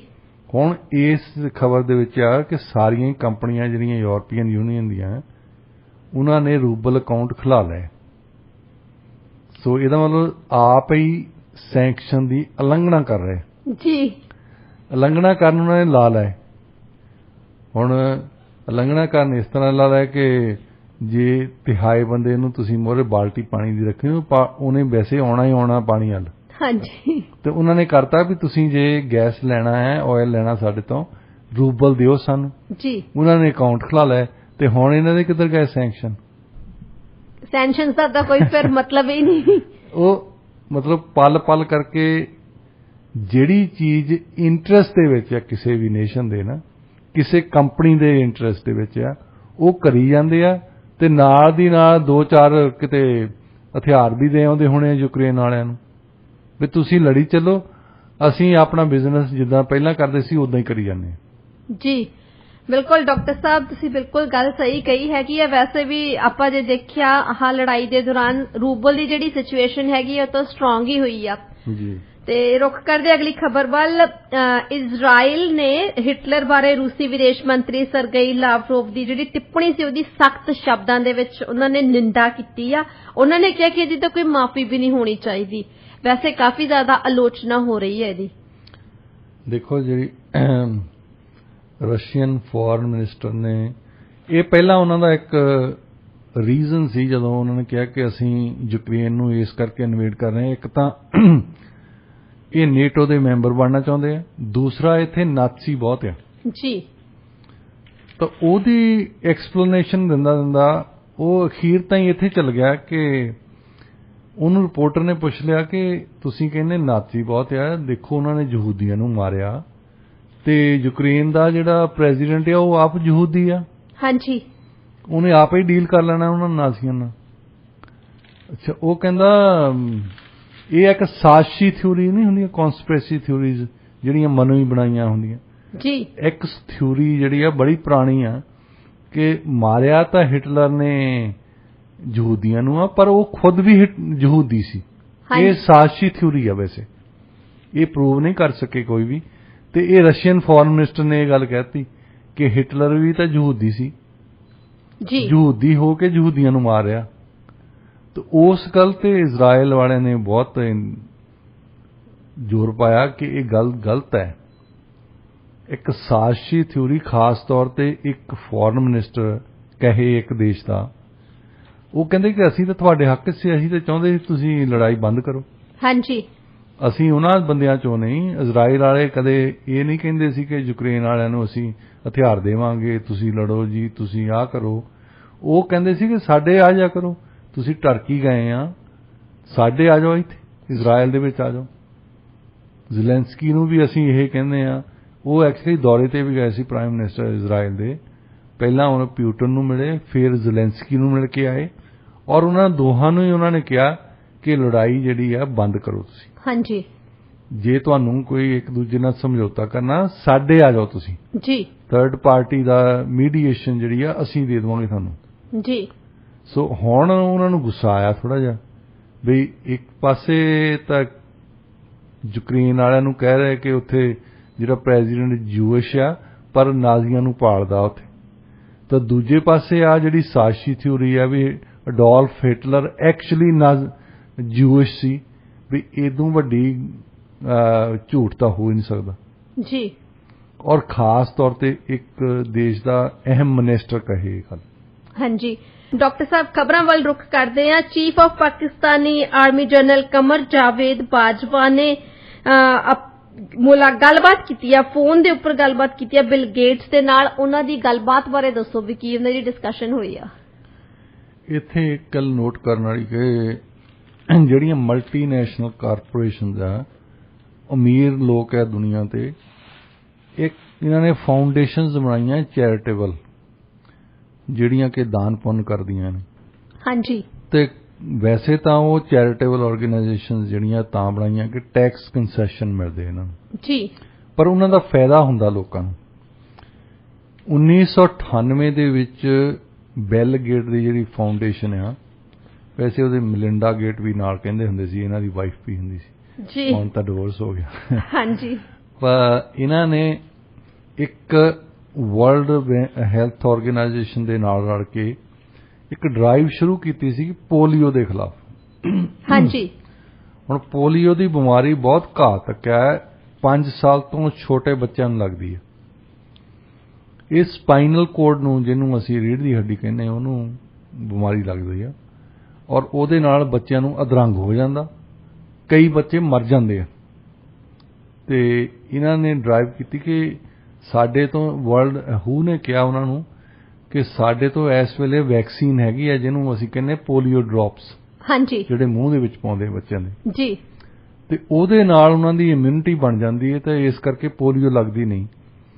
ਤੇ ਉਹਦੀ ਸਕਸੈਸ ਇਹਨਾਂ ਨੂੰ ਬਹੁਤ ਹੋਈ ਆ। ਅੱਜ ਮੇਰਾ ਖਿਆਲ 2021 ਦੀ ਗੱਲ ਰਿਪੋਰਟ ਜਿਹੜੀ ਮੈਂ ਦੱਸ ਰਿਹਾ, ਉਹਦੇ ਵਿੱਚ ਉਹਨਾਂ ਨੇ ਕਿਹਾ ਸੀ ਕਿ 99% ਪੋਲੀਓ ਦੇ ਕੇਸ ਖਤਮ ਹੋ ਗਏ ਦੁਨੀਆ ਦੇ ਵਿੱਚੋਂ, ਕਿਉਂਕਿ ਬਿਲ ਤੇ ਬਿਲ ਗੇਟ ਫਾਊਂਡੇਸ਼ਨ ਨੇ ਉਹਨਾਂ ਨੂੰ ਪੈਸੇ ਦਿੱਤੇ। ਹੁਣ ਪਾਕਿਸਤਾਨ ਦੀ ਇਸ਼ੂ ਜਿਹੜੀ ਆ ਰਹੀ ਹੈ, ਜਨਰਲ ਬਾਜਵਾ ਨੇ ਉਹਨਾਂ ਨਾਲ ਗੱਲ ਕੀਤੀ ਹੈ, ਬਿਲ ਗੇਟਸ ਨੇ ਉਹਨਾਂ ਨੂੰ ਅਪਰੀਸ਼ੀਏਟ ਕੀਤਾ, ਉਹਨਾਂ ਨੂੰ ਵਧਾਈ ਦਿੱਤੀ ਕਿ ਉੱਥੇ ਬੰਦੇ ਜਿਹੜੇ ਖਾਸ ਤੌਰ ਤੇ ਮੌਲਵੀ ਸੀ ਨਾ, ਮਸਜਿਦਾਂ ਦੇ ਵਿੱਚੋਂ ਸਪੀਕਰਾਂ ਦੇ ਨਾਲ ਅਨਾਉਂਸ ਕਰਦੇ ਹੁੰਦੇ ਸੀ ਕਿ ਤੁਸੀਂ ਪੋਲੀਓ ਦੇ ਡ੍ਰੌਪਸ ਨਾ ਦਿਓ ਬੱਚਿਆਂ ਨੂੰ, ਬੱਚੇ ਮਰ ਜਾਂਦੇ ਆ ਨਾ। ਗਲਤ ਇਨਫੋਰਮੇਸ਼ਨ ਦਿੰਦੇ ਸੀ, ਗਲਤ ਪ੍ਰਚਾਰ ਹੁੰਦਾ ਸੀ, ਗਲਤ ਪ੍ਰਚਾਰ ਕਰਦੇ ਸੀ, ਬੱਚਿਆਂ ਨੂੰ ਮਾਰਨ ਲਈ ਦਿੱਤੇ ਜਾਂਦੇ ਆ, ਇਹਨਾਂ ਨੂੰ ਉਲਟੀਆਂ ਲੱਗ ਜਾਣੀਆਂ, ਇਹਨਾਂ ਨੂੰ ਟੱਟੀਆਂ ਲੱਗ ਜਾਣੀਆਂ, ਇਹਨੂੰ ਆਹ ਹੋ ਜਾਣਾ। ਇੱਕ ਵਾਰੀ ਤਾਂ ਪਿਸ਼ਾਵਰ ਦੇ ਵਿੱਚ ਉਹ ਕਹਿੰਦੇ ਕਿ ਕੋਈ 50,000 ਬੰਦਾ ਹਸਪਤਾਲ ਤੁਰਿਆ ਫਿਰੇ, ਉਹ ਗੱਲ ਸੁਣ ਲਈ ਮੌਲਵੀਆਂ ਤੋਂ। ਹੁਣ ਗੱਲ ਸੁਣਨ ਤੋਂ ਬਾਅਦ ਹਸਪਤਾਲ ਗੱਲ ਸੁਣ ਕੇ ਤੁਰ ਪਏ, ਕਿਉਂਕਿ ਉਹਨਾਂ ਦੇ ਬੱਚਿਆਂ ਨੂੰ ਪੋਲੀਓ ਡ੍ਰੌਪਸ ਦੇ ਕੇ ਗਏ ਸੀ। ਉਹ ਫਿਰ ਆਪਣੇ ਬੱਚਿਆਂ ਨੂੰ ਲੈ ਕੇ ਚਲ ਗਏ ਹਸਪਤਾਲ ਵੀ ਇਹਨਾਂ ਨੂੰ ਤੁਸੀਂ ਕੀ ਦੇ ਦਿੱਤਾ ਜੇ ਨਾ, ਸਾਨੂੰ ਤਾਂ ਮੌਲਵੀ ਇਹ ਗੱਲ ਕਰਦੇ ਆ। ਉਸ ਵੇਲੇ ਹੁਣ ਲੋੜ ਸੀ, ਪਾਕਿਸਤਾਨੀ ਆਰਮੀ ਨੇ ਇਹਨਾਂ ਨੂੰ ਕਿਹਾ ਬਿਲ ਗੇਟਸ ਦੀ ਫਾਊਂਡੇਸ਼ਨ ਨੂੰ ਵੀ ਤੁਸੀਂ ਡਰੋ ਨਾ, ਅਸੀਂ ਤੁਹਾਡੀ ਸਪੋਰਟ ਕਰਾਂਗੇ। ਸੋ ਪਾਕਿਸਤਾਨ ਦੇ ਵਿੱਚ ਜੇ ਸਿਹਰਾ ਜਾਂਦਾ ਆ ਪੋਲੀਓ ਡ੍ਰੌਪਸ ਦਾ ਤਾਂ ਦੋ ਨੂੰ ਜਾਂਦਾ ਹੈ। ਇੱਕ ਤਾਂ ਪਾਕਿਸਤਾਨ ਦੀਆਂ ਔਰਤਾਂ ਨੇ ਮੋਹਰੇ ਚੜ੍ਹ ਕੇ ਹਿੱਸਾ ਲਿਆ ਉਹ 'ਚ, ਹਾਂਜੀ, ਜਿਹਦੇ ਪਿੱਛੇ ਜਾਏ ਇੱਕ ਵਾਰੀ ਹੋਈ ਸੀ ਨੇ ਮੀਟਿੰਗ ਇਹਨਾਂ ਦੀ, ਹਾਂਜੀ, ਉਹਦੇ ਵਿੱਚ ਇੱਕ ਵੀ ਔਰਤ ਨੂੰ ਸੱਦਿਆ ਨਹੀਂ, ਔਰਤ ਨੂੰ ਬੁਲਾਇਆ ਹੀ ਨਹੀਂ, ਤੇ ਫਰੰਟ ਲਾਈਨ 'ਚ ਉਹੀ ਕੰਮ ਕਰ ਰਹੀਆਂ ਸੀ, ਫਰੰਟ ਲਾਈਨ 'ਚ ਉਹੀ ਕੰਮ ਕਰਦੀਆਂ ਸੀ, ਹਾਂਜੀ। ਤੇ ਦੂਸਰਾ ਪਿੱਛੇ ਉਹਨਾਂ ਦੇ ਆਰਮੀ ਸੀ। ਆਰਮੀ ਨੇ ਇਹ ਕਿਹਾ ਕਿ ਜਿਹੜੇ ਮੌਲਵੀ ਜਾ ਕੇ ਕਿਤੇ ਕਹਿੰਦੇ ਆ ਜਾਂ ਪ੍ਰਚਾਰ ਕਰਦੇ ਜਾਂ ਤੁਹਾਨੂੰ ਥ੍ਰੈਟਨ ਕਰਦੇ ਆ, ਉਹਨਾਂ ਨੂੰ ਵੈਸੇ ਧਮਕੀਆਂ ਵੀ ਦਿੱਤੀਆਂ। ਉਹ ਇਹ ਆਰਮੀ ਨੇ ਗੱਲ ਸੰਭਾਲੀ ਪਾਕਿਸਤਾਨ ਦੇ ਵਿੱਚ। ਸੋ ਇਸ ਗੱਲ ਤੇ ਇਹ ਜੇ ਵਧਾਈ ਦਿੱਤੀ ਉਹਨਾਂ ਨੂੰ, ਜਨਰਲ ਬਾਜਵਾ ਨੂੰ, ਬਿਲ ਗੇਟਸ ਨੇ, ਕਿ ਸਾਡੀ ਫਾਊਂਡੇਸ਼ਨ ਨੇ ਤਾਂ ਇਹ ਕੀਤਾ ਕਿ ਪੈਸੇ ਖਰਚੇ ਆ। ਵੈਸੇ ਤਾਂ ਉਹਨੂੰ ਔਰਤਾਂ ਦੀ ਵੀ ਗੱਲ ਕਰਨੀ ਚਾਹੀਦੀ ਸੀ, ਹਾਂਜੀ, ਇੱਥੇ ਫੇਰ ਇਗਨੋਰ ਕਰਤਾ, ਪਰ ਉਹਨੇ ਇੰਨੀ ਗੱਲ ਕਰਤੀ ਕਿ ਜਨਰਲ ਬਾਜਵਾ ਨੇ ਪਾਕਿਸਤਾਨੀ ਆਰਮੀ ਨੂੰ ਵਧਾਈ ਦਿਓ ਕਿ ਉਹਨਾਂ ਨੇ ਸਾਡੀ ਜਿਹੜੀ ਮੁਹਿੰਮ ਆ ਉਹਨੂੰ ਪੂਰੀ ਕਰਨ ਲਈ ਪੂਰੀ ਕੋਸ਼ਿਸ਼ ਕੀਤੀ ਜੀ, ਤੁਹਾਡੇ ਤੋਂ ਬਿਨਾਂ ਸਾਡੀ ਮੁਹਿੰਮ ਪੂਰੀ ਨਹੀਂ ਸੀ ਹੋਣੀ ਜੀ। ਤੇ ਇਹ ਵਧੀਆ ਗੱਲ ਸੀ। ਇਹ ਇੱਕ ਦੇਸ਼ ਦੀ ਗੱਲ ਨਹੀਂ ਹੈ, ਇਹ ਬਹੁਤ ਦੇਸ਼ਾਂ ਦੇ ਵਿੱਚ, 125 ਦੇਸ਼ਾਂ ਦੇ ਵਿੱਚ 1998 ਦੇ ਵਿੱਚ ਪੋਲੀਓ ਸੀ। ਤਾਂ ਉਸ ਪੋਲੀਓ ਦੇ ਨਾਲ ਦੇਖੋ ਤੇ ਬੱਚਿਆਂ ਨੂੰ ਪੋਲੀਓ ਹੋ ਜਾਂਦਾ, ਉਹ ਸਾਰੀ ਉਮਰ ਹੀ ਅਧਰੰਗ ਹੋ ਜਾਂਦਾ, ਜਿਹਨੂੰ ਪੰਜਾਬੀ 'ਚ ਅਧਰੰਗ ਕਹਿੰਦੇ ਵੈਸੇ ਜੀ। ਉਹ ਸਾਰੀ ਉਮਰ ਜਾਂ ਮਰ ਜਾਂਦੇ ਜਾਂ ਉਹਨੂੰ ਅਧਰੰਗ ਹੋ ਜਾਂਦਾ। ਹਾਂਜੀ। ਤੇ ਇੱਕ ਸਿਰਫ 2 ਬੂੰਦਾਂ ਦੀ ਖਾਤਰ ਵੈਕਸੀਨ ਹੈਗੀ ਆ ਜੀ। ਬਹੁਤ ਜਗ੍ਹਾ ਤੇ ਕਈ ਤਰ੍ਹਾਂ ਦੀਆਂ ਵੈਕਸੀਨਸ ਹੈਗੀਆਂ ਜਿਹੜੀਆਂ ਸਾਨੂੰ ਬਚਾਉਂਦੀਆਂ ਨੇ। ਇਹ ਵੀ ਤਾਂ ਇੱਕ ਵਧੀਆ ਕਾਢ ਆ ਸਾਇੰਟਿਸਟ ਦੀ ਕਿ ਤੁਸੀਂ ਵੈਕਸੀਨੇਟ ਕਰਦੇ ਹੋ ਬੱਚੇ ਨੂੰ ਤੇ ਉਹਦੇ ਵਿੱਚ ਇੱਕ ਪਾਵਰ ਬਣ ਜਾਂਦੀ, ਉਹਦੇ ਵਿੱਚ ਐਂਟੀਵਾਇਰਸ ਬਣ ਜਾਂਦੇ ਨੇ, ਜਿਸ ਵੇਲੇ ਵੀ ਕਦੇ ਵਾਇਰਸ ਉਹਦੇ ਵਿੱਚ ਆਵੇ ਤਾਂ ਉਹਦੇ ਖਿਲਾਫ ਲੜੂਗੀ। ਜੀ।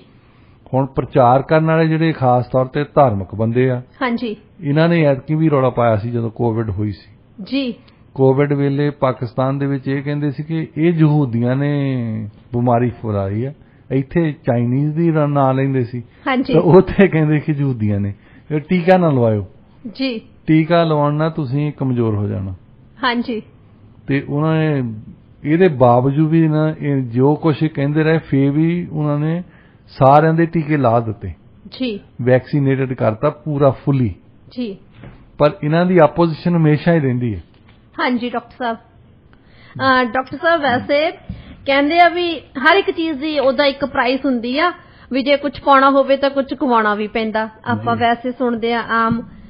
ਹੁਣ ਨਾ ਲੰਡਨ ਦੀ ਇੱਕ ਲਾਅ ਫਰਮ ਹੈਗੀ ਆ ਸਟੀਵਨਸਨ ਹਾਰਡਵੁੱਡ, ਉਹਨਾਂ ਨੇ ਆਪਣੇ EMPLOYEES ਨੂੰ ਕਿਹਾ ਕਿ ਪੈਂਡੈਮਿਕ ਦੇ ਦੌਰਾਨ ਕਈ ਲੋਕੀ ਘਰ ਤੋਂ ਕੰਮ ਕਰਦੇ ਸੀਗੇ ਤੇ ਹੁਣ ਫਿਰ ਵਾਪਸ ਆਫਿਸ ਕੰਮ ਕਰਨ ਨੂੰ ਥੋੜਾ ਜਿਹਾ ਕੰਨੀ ਕਤਰਾਉਣ ਲੱਗ ਜਾਂਦਾ ਬੰਦਾ, ਕਿਉਂਕਿ ਤੁਸੀਂ ਯੂਜ਼ਡ ਹੋ ਜਾਂਦੇ ਹੋ, ਹੈ ਨਾ, ਤੁਹਾਡਾ ਟਾਈਮ ਬਚਦਾ, ਕਮਿਊਟਿੰਗ ਦਾ ਟਾਈਮ ਬਚਦਾ ਆ ਤੁਹਾਡਾ, ਹੈ ਨਾ, ਹੋਰ ਵੀ ਤਿਆਰ ਤਿਉਰ ਹੋਣ ਦਾ ਟਾਈਮ ਬਚ ਜਾਂਦਾ।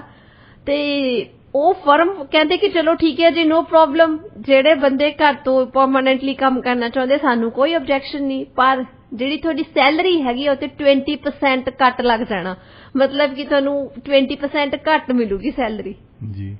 ਉਹਦੇ 'ਚ ਇੱਕ ਇੰਟਰਵਿਊ ਕੀਤੀ ਸੀ ਲੰਡਨ ਸਕੂਲ ਆਫ ਇਕਨੋਮਿਕਸ ਦਾ ਇੱਕ ਲੈਕਚਰਰ ਆ, ਦੇਖੋ ਉਹਨੂੰ ਪੈਸੇ ਤਾਂ ਚੰਗੇ ਮਿਲਦੇ ਹੋਣੇ ਆ, ਈਵਨ ਉਹ ਵੀ ਬੰਦਾ ਕਹਿ ਰਿਹਾ ਕਿ ਮੈਨੂੰ ਹੁਣ ਬ੍ਰੇਕਫਾਸਟ ਇੱਥੇ ਖਾਣਾ ਪੈਂਦਾ, ਮੈਨੂੰ ਲੰਚ ਇੱਥੇ ਖਾਣਾ ਪੈਂਦਾ, ਮੈਨੂੰ ਆਉਣਾ ਪੈਂਦਾ ਆ। ਇੱਕ ਤਾਂ ਟਰਾਂਸਪੋਰਟ ਦੇ ਰੇਟ ਜਿਹੜੇ ਆ, ਪਬਲਿਕ ਟਰਾਂਸਪੋਰਟ ਦੇ ਵੀ ਰੇਟ ਵੱਧ ਗਏ। ਹਾਂਜੀ। ਜਿਹੜੀ ਕੱਲੇ ਸਾਡੇ ਕਾਰਾਂ ਦੀ ਜਿਹੜੀ ਪੈਟਰੋਲ ਨਹੀਂ ਵਧਦੀ, ਟ੍ਰਾਂਜ਼ਿਟ ਫੇਅਰਸ ਵੀ ਵਧੇ ਆ। ਜੀ। ਫਿਰ ਕੱਪੜਿਆਂ ਦੇ ਵੱਧ ਗਏ, ਸਭ ਕੁਝ ਦੇ ਰੇਟਸ ਵਧੇ ਆ। ਹਾਂਜੀ। ਤੇ ਉਹ ਕਹਿੰਦਾ ਵੀ ਉਹ ਵਧੀਆ ਸੀ ਜਿਹੜੇ ਘਰ ਦੇ ਵਿੱਚ ਬੈਠੇ ਅਸੀਂ ਇੰਟਰਨੈਟ ਤੇ ਪੜ੍ਹਾਈ ਜਾਂਦੇ ਸੀ। ਜੀ। ਤੇ ਉਹ ਪੁਰਾਣੇ ਦਿਨਾਂ ਨੂੰ ਮਤਲਬ ਯਾਦ ਕਰ ਰਿਹਾ। ਇਦਾਂ ਹੀ ਸਾਰੇ ਬੰਦੇ ਜਿਹੜੇ ਆ ਉਹਨਾਂ ਦੇ ਵਿੱਚ ਇੱਕ ਪ੍ਰੋਬਲਮ ਆ ਗਈ ਸੀ ਕਿ ਹੁਣ ਜਿਹੜੇ ਵੀ ਲੋਕੀ ਘਰਾਂ 'ਚੋਂ ਕੰਮ ਕਰਦੇ ਸੀ ਉਹਨਾਂ ਦੀ ਕੋਈ ਟਾਈਮ ਨਹੀਂ ਸੀ ਉਹਨਾਂ ਦਾ, ਕਿ ਇਹਦਾ ਨਹੀਂ ਕੋਈ ਵੀ 9 ਤੋਂ 5 ਤਾਈਂ ਆ, 9 ਤੋਂ 4 ਤਾਈਂ ਆ। ਇੱਕ ਬੈਲਜੀਅਮ ਵਾਲਿਆਂ ਨੇ ਲਾਅ ਪਾਸ ਕੀਤਾ ਸਿਰਫ ਆਪਣੇ ਸਿਵਲ ਸਰਵੈਂਟਸ ਲਈ। ਉਹ ਵੀ ਦੱਸਿਆ ਉਹਨਾਂ ਦੇ ਮੈਨੇਜਰਸ ਨੂੰ ਕਿ ਇਹਨਾਂ ਦਾ ਟਾਈਮ ਬੰਦ ਦਿਓ, 8 ਘੰਟੇ ਇਹਨਾਂ ਨੇ ਲਾਉਣੇ ਆ, ਉਸ ਤੋਂ ਬਾਅਦ ਜੇ ਤੁਸੀਂ ਇਹਨਾਂ ਨੂੰ ਈਮੇਲ ਕੀਤੀ ਜਾਂ ਫੋਨ ਕੀਤਾ ਤੁਹਾਨੂੰ ਜੇਲ੍ਹ 'ਚ ਭੇਜਾਂਗੇ, ਕਿਉਂਕਿ ਇਹ ਉਹਨਾਂ ਦਾ ਟਾਈਮ ਹੈ। ਜੀ। ਉਹਨਾਂ ਨੇ ਖਾਣਾ ਆ, ਉਹਨਾਂ ਨੇ ਬਾਹਰ ਜਾਣਾ, ਉਹਨਾਂ ਨੇ ਕੀ ਕਰਨਾ ਕੀ ਨਹੀਂ ਕਰਨਾ, ਕਿਉਂ ਇਹ ਤਾਂ ਹੋ ਨਹੀਂ ਸਕਦਾ ਕਿ 24 ਘੰਟੇ ਬੰਦਾ ਤੁਹਾਡੇ ਲਈ ਕੰਮ ਕਰੀ ਜਾਵੇ। ਹਾਂਜੀ। ਜਦੋਂ ਤੁਸੀਂ ਮਰਜ਼ੀ 11 ਵਜੇ ਉੱਠੇ ਆ, ਕਿਤੇ ਤੁਹਾਨੂੰ ਨੀਂਦ ਨਹੀਂ ਆਉਂਦੀ, ਚਲੋ ਚੱਲ ਕੱਲ ਵਾਲੇ ਕੰਮਾਂ ਲਈ ਈਮੇਲ ਹੀ ਕਰ ਦਵਾਂ। ਤੇ ਉਹ ਵਿਚਾਰਾ EMPLOYEE ਉੱਠ ਕੇ ਉਹ ਈਮੇਲ ਦੇਖਣ, ਉਹਨੂੰ ਵੈਸੇ ਨੀਂਦ ਨਹੀਂ ਆਉਂਦੀ ਵੀ ਇੰਨਾ ਕੰਮ ਹੋਰ ਦੇ ਦਿੱਤਾ। ਹੁਣ ਦੂਸਰੀ ਇਹਦੇ ਵਿੱਚ ਜਿਹੜੀ ਗੱਲ ਆਉਂਦੀ ਆ ਕਿ ਫਿਰ ਇਹ ਸਭ ਕੁਝ ਦੇ ਬਾਵਜੂਦ ਵੀ ਜਿਹੜੇ EMPLOYEES ਆ, ਇੱਕ ਤਾਂ ਸੇਵਿੰਗ ਆ, ਦੂਸਰੀ ਵੈਸੇ ਮੌਜ ਇਹ ਆ ਵੀ ਘਰੋਂ ਬਾਹਰ ਨਹੀਂ ਜਾਣਾ ਪੈਂਦਾ। ਹਾਂਜੀ। ਕਮਿਊਟਿੰਗ ਜਦੋਂ ਤੁਸੀਂ ਕਰਦੇ ਆ, ਆਪਣੀ ਕਾਰ ਲੈ ਕੇ ਜਾਂਦੇ ਆ ਜਾਂ ਜਿਹੜੀ ਪਬਲਿਕ ਟਰਾਂਸਪੋਰਟ ਲੈ ਕੇ ਜਾਂਦੇ ਆ, ਉਹ ਜਾਂ ਨੰਦ ਥੋੜ੍ਹੇ ਕਰਦੇ ਤੁਸੀਂ, ਧੱਕੇ ਖਾਂਦੇ ਜਾਂਦੇ ਆ ਬੰਦੇ ਬੱਸਾਂ ਦੇ ਵਿੱਚ। ਜੀ। ਤੁਸੀਂ ਦੇਖਿਆ ਹੋਣਾ ਸਕਾਈ ਟ੍ਰੇਨ ਦੇ ਵਿੱਚ ਜਾਓ, ਇੱਕ ਸੀਟ ਖਾਲੀ ਹੋਵੇ 10 ਜਾਣੇ ਬੰਦੇ ਨੱਠਦੇ ਉਹਦੇ ਨਾਲ। ਹਾਂਜੀ। ਉਹ ਸਭ ਕਾਸੇ ਫੇਰ ਉੱਥੇ ਕੋਈ ਨਾ ਕੋਈ ਹਰੇਕ ਡੱਬੇ 'ਚ ਨਾ ਇੱਕ ਅੱਧਾ ਕਮਲਾ ਚੜਿਆ ਹੁੰਦਾ। ਕੰਪਨੀਆਂ ਜਿਹੜੀਆਂ ਆ ਉਹ ਚਾਹੁੰਦੀਆਂ ਕਿ ਸਾਡੇ ਆਫਿਸ ਦੇ ਵਿੱਚ ਆਉਣ। ਨੰਬਰ 1 ਉਹਨਾਂ ਦਾ ਰੀਜ਼ਨ ਇਹ ਆ, ਕਹਿੰਦੇ ਸੁਪਰਵਿਜ਼ਨ ਤੋਂ ਬਿਨਾਂ ਲੋਕੀ ਉਹ ਪ੍ਰੋਪਰ ਕੰਮ ਨਹੀਂ ਕਰਦੇ। ਜੀ। ਕੰਮ ਤਾਂ ਕਰਦੇ ਨੇ ਘਰਾਂ ਦੇ ਵਿੱਚ, ਪਰ ਜਿੰਨਾ ਚਿਰ ਕੋਈ ਬੌਸ ਲਾਗੇ ਨਾ ਹੋਵੇ ਉਹ ਉਹਨੇ ਪ੍ਰੋਡਕਟਿਵ ਨਹੀਂ ਹੁੰਦੇ। ਤੁਸੀਂ ਦੇਖੋ ਜਾ ਕੇ ਜੇ ਬੌਸ ਖੜਾ ਆ ਕਿਤੇ ਤੇ ਉਹ ਬੰਦੇ ਕੰਮ ਕਰਦੇ ਆ, ਨਹੀਂ ਤਾਂ ਇੱਧਰ ਉੱਧਰ ਤੁਰੇ ਫਿਰਦੇ ਆ। ਦੂਸਰਾ ਉਹਨਾਂ ਨੂੰ ਕੋਈ ਜਿੰਨੀ ਚਿਰ ਸੁਪਰਵਿਜ਼ਨ ਨਹੀਂ ਮਿਲਦੀ, ਜਿੰਨਾ ਚਿਰ ਟਾਸਕ ਨਹੀਂ ਮਿਲਦੀ ਕਿ ਆਹ ਟਾਸਕ ਜਿਹੜੀ ਆ 10 ਵਜੇ ਦਿੱਤੀ ਆ 2 ਵਜੇ ਖਤਮ ਕਰਨੀ ਪੈਣੀ ਹੈ। ਹਾਂਜੀ, ਉਹ ਤੁਸੀਂ ਆਫਿਸ ਦੇ ਵਿੱਚ ਐਨਫੋਰਸ ਕਰ ਸਕਦੇ ਆ, ਘਰ ਦੇ ਵਿੱਚ ਐਨਫੋਰਸ ਨਹੀਂ ਕਰ ਸਕਦੇ ਜੀ। ਤੇ ਇਸ ਕਰਕੇ ਕੰਪਨੀਆਂ ਨੇ, ਸਰਕਾਰਾਂ ਨੇ ਹੁਣ ਇਹ ਓਪਨਿੰਗ ਅਪ ਹੋ ਰਹੀ ਹੈ ਇਕਨੋਮੀ ਦੀ, ਉਹਨਾਂ ਦਾ ਜ਼ੋਰ ਇਸ ਗੱਲ ਤੇ ਲੱਗਾ ਹੈ ਕਿ EMPLOYEES ਸਾਡੇ ਕੋਲ ਆਉਣ, ਦਫ਼ਤਰਾਂ ਦੇ ਵਿੱਚ ਜਿੱਦਾਂ ਪਹਿਲਾਂ ਕੰਮ ਕਰਦੇ ਹੁੰਦੇ ਸੀ ਇਸੇ ਤਰ੍ਹਾਂ ਕੰਮ ਕਰਨ। EMPLOYEES ਨੂੰ ਲੱਗਦਾ ਕਿ ਇੱਕ ਤਾਂ ਘਰ ਦੀ ਲਾਈਫ ਸਟਾਈਲ ਛੱਡਣੀ ਪੈਂਦੀ ਆ, ਦੂਸਰਾ ਟਰਾਂਸਪੋਰਟ ਲੈਣੀ ਪੈਂਦੀ ਆ। ਮੈਂ ਹੁਣੇ ਗੱਲ ਕੀਤੀ, ਕਈ ਕੰਪਨੀਆਂ ਨੇ ਐਕਚੁਅਲੀ ਹੁਣ ਕੀਤਾ ਆ ਕਿ ਬ੍ਰੇਕਫਾਸਟ, ਲੰਚ ਉਹਨਾਂ ਦੇ ਆਫਿਸ ਦੇ ਵਿੱਚ ਮਿਲਦਾ ਜੀ। ਕਈ ਪਹਿਲਾਂ ਵੱਡੀਆਂ ਕੰਪਨੀਆਂ ਹੁੰਦੀਆਂ ਜਿੱਦਾਂ ਇੱਥੇ ਗੂਗਲ ਦੀ ਕੰਪਨੀ ਆ ਸਿਐਟਲ ਜੀ, ਉਹਨਾਂ ਨੇ ਬੜੇ ਵਧੀਆ ਸ਼ੈਫ ਰੱਖੇ ਆ ਅੰਦਰ, ਤੁਹਾਨੂੰ ਜੋ ਮਰਜ਼ੀ ਖਾਓ ਤੁਸੀਂ। ਹੁਣ ਬਹੁਤ ਸਾਰੀਆਂ ਕੰਪਨੀਆਂ ਇਦਾਂ ਕਰ ਰਹੀਆਂ ਕਿ ਚਲੋ ਤੁਹਾਨੂੰ ਬ੍ਰੇਕਫਾਸਟ ਵੀ ਅਸੀਂ ਦੇਵਾਂਗੇ, ਲੰਚ ਵੀ ਅਸੀਂ ਦੇਵਾਂਗੇ, ਤੁਸੀਂ ਆਓ ਸਹੀ ਇੱਥੇ। ਬੁਲਾਉਣਾ ਚਾਹੁੰਦੇ ਆ। ਅੱਛਾ, ਦੂਸਰਾ ਉਹਨਾਂ ਨੇ ਇੱਕ ਤਾਂ ਇਨਸੈਂਟਿਵ ਕੰਮ ਕਰਦੇ ਆ ਕਿਸੇ ਨੂੰ, ਇੱਕ ਇਨਸੈਂਟਿਵ ਵੀ ਕੰਮ ਕਰਦਾ ਨਾ। ਜੀ ਜੀ ਬਿਲਕੁਲ। ਉਹ ਆਹ ਚੀਜ਼ ਹੈ ਜਿਹੜੀ ਤੁਸੀਂ ਕਹਿੰਦੇ ਕਿ 20% ਅਸੀਂ ਤੁਹਾਡੀ ਸੈਲਰੀ ਕੱਟ ਕਰ ਲੈਣੀ। ਜੀ ਬਿਲਕੁਲ। ਤੇ ਕੁਝ ਦਾ ਤਾਂ ਇਹ ਕਹਿਣਾ ਵੀ ਜਦੋਂ ਜਿਹੜੇ EMPLOYEES ਵੀ ਘਰ ਤੋਂ ਕੰਮ ਕਰਦੇ ਆ ਤਾਂ ਫਿਰ ਉਹ ਜ਼ਿਆਦਾ ਘੰਟੇ ਕੰਮ ਕਰ ਲੈਂਦੇ ਆ, ਫਿਰ ਉਹ ਟਾਈਮ ਦੇ ਹਿਸਾਬ ਦੇ ਨਾਲ ਨਹੀਂ ਕਰਦੇ ਹੈਗੇ।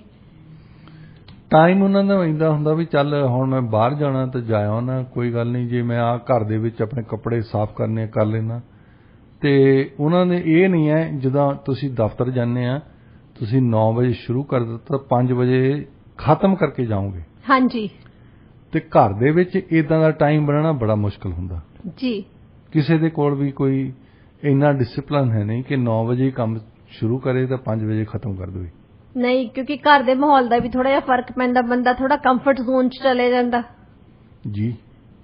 ਤੁਸੀਂ ਆਪਣੇ ਹਿਸਾਬ ਦੇ ਨਾਲ ਸੋਚਦੇ ਕਿ ਚਲੋ ਠੀਕ ਹੈ, ਕੋਈ ਨਹੀਂ 9 ਵਜੇ ਸ਼ੁਰੂ ਕਰਨਾ ਤਾਂ ਚਲੋ ਤੁਸੀਂ ਆਪ ਵੀ ਚਲੋ ਨਹੀਂ ਵੀ ਕਰਦੇ, ਤੁਹਾਡੇ ਕੋਈ ਨਾ ਕੋਈ ਆ ਹੀ ਜਾਂਦਾ। ਹਾਂਜੀ। ਅੱਛਾ, ਸਾਡੇ ਬੰਦਿਆਂ ਦੇ ਵਿੱਚ ਖਾਸ ਤੌਰ ਤੇ ਪੰਜਾਬੀਆਂ ਦੇ ਵਿੱਚ ਕਹਾਵਤ ਆ, ਕਿਸੇ ਨੇ ਰਿਸ਼ਤੇਦਾਰ ਨੇ ਫੋਨ ਕਰ ਲੈਣਾ, ਜੇ ਤੁਸੀਂ ਚੱਕ ਲਿਆ ਉਹ ਸਮਝਦੇ ਤੂੰ ਘਰ ਬੈਠਾ ਆ ਤੇ ਘਰ ਬੈਠਾ ਵਿਹਲਾ ਹੀ ਆ।